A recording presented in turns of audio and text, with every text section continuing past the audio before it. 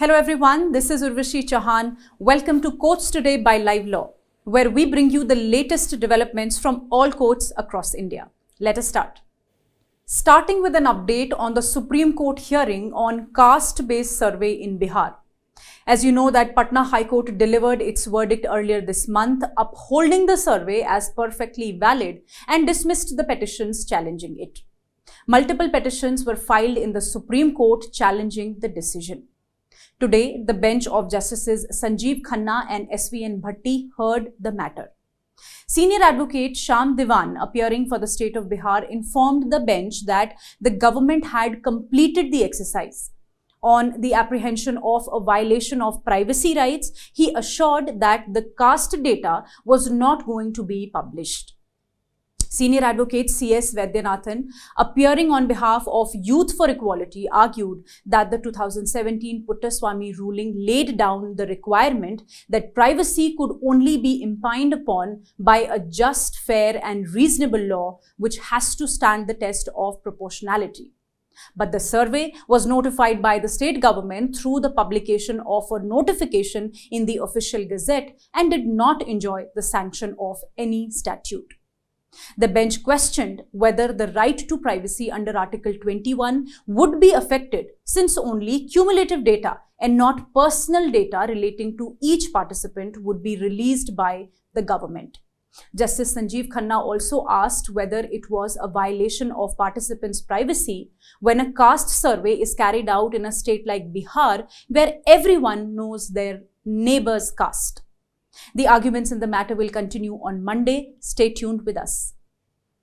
The Supreme Court today issued notice in a plea filed by two women of the Kuki tribal community seeking a direction to government hospitals to provide free medical treatment to persons fleeing violence in the state of Manipur.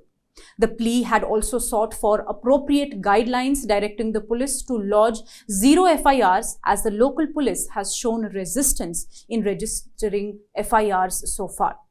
The bench led by Chief Justice D.Y. Chandrachud and comprising of Justice Sanjay Karol and Justice Manoj Mishra, while issuing notice, also tagged the matter along with other pleas before it relating to Manipur violence. In another update, the Supreme Court today agreed to list the appeals of CBI challenging the bail granted by Jharkhand High Court to Rashtriya Janata Dal Chief Lalu Prasad Yadav in the fodder scam cases. The bench led by CJI Chandrachud and comprising of Justice Sanjay Karol and Justice Manoj Mishra will hear the matter on 25th August. I am sure you already know that Mr. Lalu Prasad Yadav was convicted in 4 fodder scam cases pertaining to fraudulent withdrawal of money from Deoghar, Dumka and Chaibasa treasuries in Jharkhand. In April 2021, Jharkhand High Court granted him bail in the case relating to fraudulent withdrawal of 3.13 crores from Dumka treasury on the ground that he had served half of his prison term. The RJD chief has also been convicted and sentenced to 5 years in prison and a fine of 60 lakhs by a special court in Ranchi for a 5th fodder scam case pertaining to fraudulent withdrawal from Doranda treasury in February this year. But he has been granted bail in all the cases. The CBI has now challenged the grant of bail before the apex court. Stay tuned for more updates. A new angle of connected murders relating to the death of anti-superstition crusader Narendra Dabolkar was today argued before the Supreme Court. A division bench of the Supreme Court comprising Justices Sanjay Kishan Kaul and Sudhanshu Dholia today resumed its hearing on a plea challenging Bombay High Court's refusal to continue monitoring the murder case of Narendra Dabolkar. Narendra Dabolkar, a rationalist and social activist, was shot dead by extremist elements on his morning walk in 2013. In 2014, the High Court transferred the probe to CBI from Pune Police, and since then the court had been monitoring the progress of the case. Further, in 2021, the Special Pune Court framed charges against alleged mastermind Virendra Singh Tawade. It charged him and 3 others for murder, conspiracy and terror-related offences under the UAPA. The fifth accused, advocate Sanjeev Punalekar, was charged with destruction of evidence. But in April this year, the Bombay High Court had refused to continue monitoring the murder investigation, saying that there could not be perpetual monitoring. And as the charge sheet had been filed, the rights of the accused had to be considered. Now, Mukta Dabolkar, daughter of Narendra, has challenged the High Court's decision before the Apex Court. Senior advocate Anand Grover, appearing for the petitioner, argued that the issues involved were twofold. Firstly, the CBI investigation was not completed when the order was passed. And secondly, even perfunctory evidence indicated that murders of Govind Pansare, Dr. Narendra Dabolkar, Professor M.M. Kalburgi and Gauri Langesh were interconnected. The bench has granted 2 weeks to senior advocate Anand Grover for filing of some additional documents, which will also facilitate additional Solicitor General Aishwarya Bhati appearing for the CBI in examining the issue of a larger conspiracy. In another update, the Supreme Court today again adjourned the bail application of former JNU scholar and activist Umar Khalid in connection with the Delhi riots case. As you are aware, he has been behind bars since September 2020, awaiting his trial under the UAPA for his alleged involvement in the larger conspiracy surrounding the communal violence that broke out in February 2020 in the national capital. Today, a bench of Justices Aniruddha Bose and Bela Trivedi was hearing Khalid's special leave petition challenging the decision of the Delhi High Court, which denied him bail last year. As soon as the matter was taken, Justice Bose told Khalid's lawyer, senior advocate Kapil Sibal, that the matter will have to be heard on a non-miscellaneous day. Non-miscellaneous days are Tuesdays, Wednesdays and Thursdays. That is when hearing matters are taken. Sibal agreed to the suggestion and accordingly the matter was posted after 2 weeks. Let me tell you, this is the fourth adjournment in the matter. Last week, the matter was adjourned because Justice Prashant Kumar Mishra recused himself from the case. Before this, on 12th July, the matter was adjourned after Delhi police sought more time to file a counter affidavit, and again on July 24th, it was adjourned after a letter of adjournment was circulated by Khalid's counsel.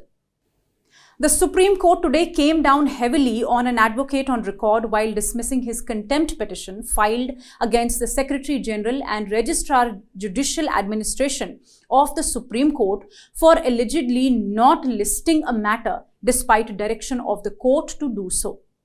The Apex Court expressed its strong displeasure and called it a browbeating tactic and an abuse of the process of law. The contempt plea was filed in connection with a bail application in a matter pertaining to abetment of suicide. Deprecating the petition, a division bench of Justice B.R. Gawai and Justice Prashant Kumar Mishra said that merely because a matter was not listed on a date specified by the court, it cannot be a ground to initiate contempt proceedings against the Secretary General and the Registrar of the court, as there are certain difficulties on account of which matters may not be listed. Also, the court initially imposed a cost of Rs 25,000 on the petitioner, but later recalled it after SCBA President Adish Agarwala tendered an unconditional apology on behalf of the petitioner, who is a member of the Bar Association. In an important update, the Supreme Court has held that maternity benefits have to be granted even if the period of benefit goes beyond the term of contractual employment. In this case, the appellant had joined as a pathology doctor on contractual basis at Janakpuri Hospital run by NCT Delhi. Her contract was subject to renewal every year for up to maximum 3 years. On 24th May, she applied for maternity leave from 1st June 2017 in terms of Section 5 of the Maternity Benefit Act of 1961. The employer, however, provided benefits only up to 11th June on the ground that after the end of 3-year contractual period, she became disentitled to any benefit. A 3-judge bench comprising Justices Aniruddha Bose, Justice Sanjay Kumar and Justice S.V.N. Bhatti was hearing the appeal against the Delhi High Court ruling that restricted maternity benefits to 11-day period. The counsel for respondent argued that once the term of the contract ended, there could not be a notional extension of the same by giving her the benefit of the act.